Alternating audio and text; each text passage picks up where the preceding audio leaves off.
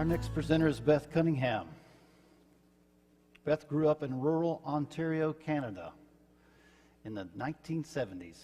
She arrived in Dallas via Montreal, New York, and Los Angeles.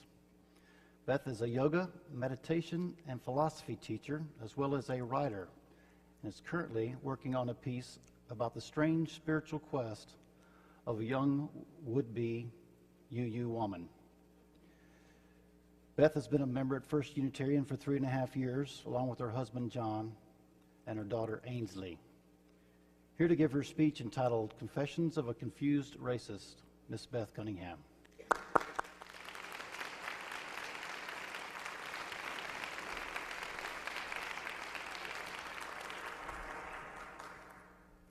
So, welcome to Confessions of a Confused Racist. I confess I am confused by racism. I always have been.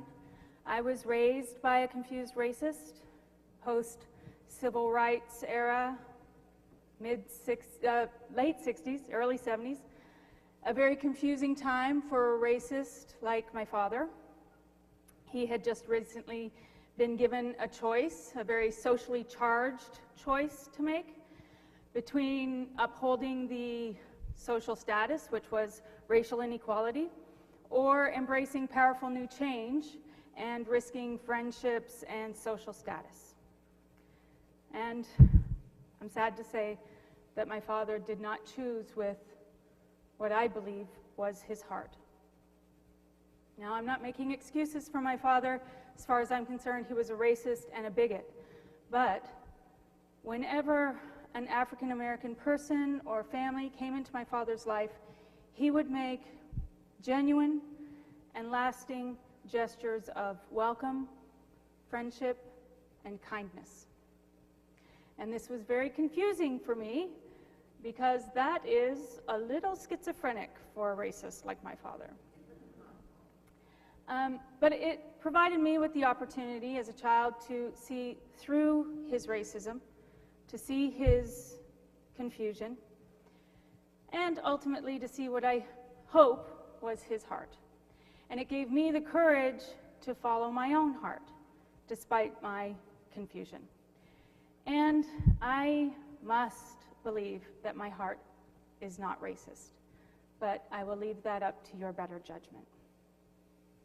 So my moment of inspiration happened mid-September in a divine moment that all stay-at-home parents long for all summer long, when the house was clean and the bills were paid and the groceries were bought and the laundry was in the washing machine, and for 41 minutes I had nothing to do on a Tuesday afternoon. So I surfed the web, which I don't often do, but I did because I could. And I happened upon a link for an interview with the cast of the movie The Butler. And I clicked on it mostly because Lenny Kravitz is in the movie, and I don't mind watching Lenny Kravitz do anything for 12.5 minutes on a Tuesday afternoon.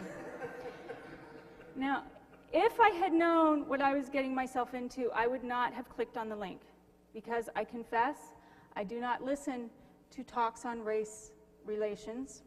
They make me uncomfortable. They make me confused. But I clicked on the link, and I was sort of eased into this discourse on civil rights and current race relations. And I wasn't confused or uncomfortable until about the last 3 minutes, when they started to discuss the use of the N-word. So there was a difference of opinion. Oprah, in case you're wondering, does not approve of the use of the N-word. And some of the cast members agreed with her. Cuba Gooding Jr. uses the word liberally, he says, in reclamation of the word. He uses it so that it can't be used against him. And some of the cast members agreed with him. Now, my man Lenny Kravitz weighed in at the end with a quote from Richard Pryor, who used the word liberally until he went to Africa. And he came back and said, "I will never use the word again." And I remember when Richard Pryor said that, it was so powerful.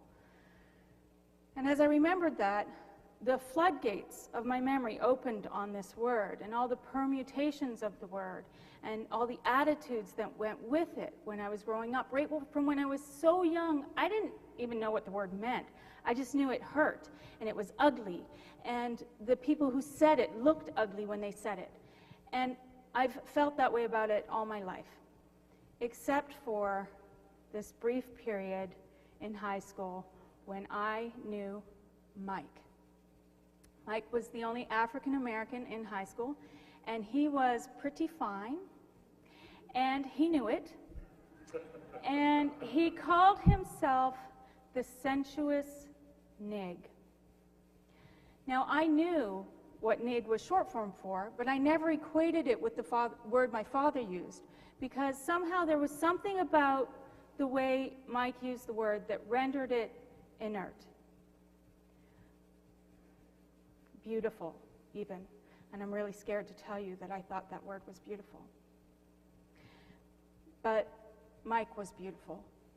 And this was his reclamation of the word. And his beauty shone through that word, and he did make that word beautiful for me. Now, I know I do not understand that word. I was reminded this week by a friend and fellow member of the congregation just how much I do not understand that word. I know it's a painful word. I have felt pain from that word. But I have no idea the scope of the pain that word causes. I am a privileged white girl. There is no way I can know. And that makes me really scared to tell you the next part. As I sat there last September, remembering how Mike somehow made such an ugly word beautiful for me for a while, a deep desire overwhelmed me to see that word rendered inert in our society. Beautiful, even. Like a reclamation of a great and massive, even, reclamation of dignity, a great and massive healing, not only for African Americans, but for all of America, because we're in this together.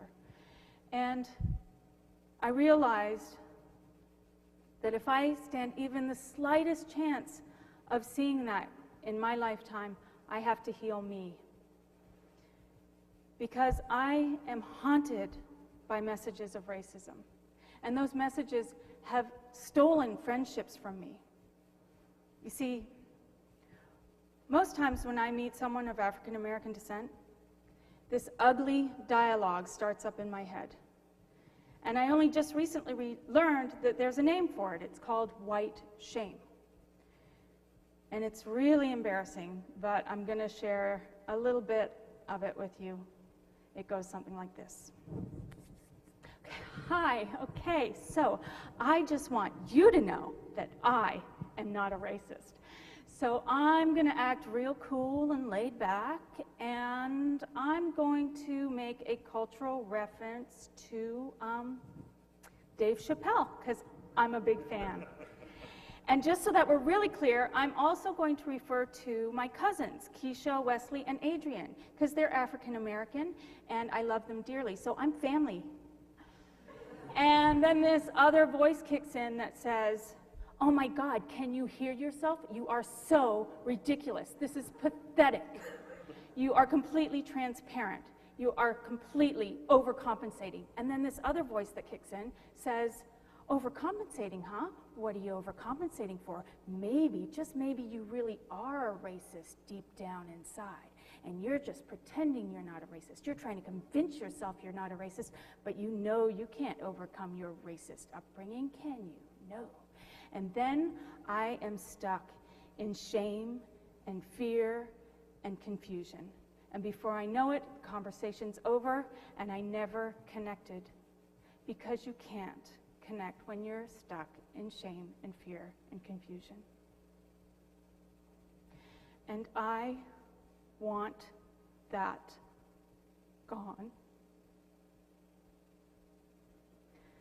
So I knew I needed to write it down. So I started writing Confessions of a Confused racist. And I've continued writing it, and as I'm writing it, I'm starting to get the feeling that maybe, I don't know, but maybe I'm not alone. Maybe I'm not the only one who's confused and ashamed of being confused. And if that's the case, then we need to start talking about it. Now, I said earlier, I don't listen to talks on race relations, but I've heard enough to know that we're really not talking about this kind of thing. We're really not talking that much about white shame. And if we're not talking about it, then we're stuck in it, and we're not connecting, and we cannot contribute to the kind of healing I'm hoping for. So, I am sharing a sliver of my confessions with you in an ongoing process toward that great and massive healing. And I thank you for the opportunity. Enjoy the rest of your evening. We have plenty of great speakers coming up.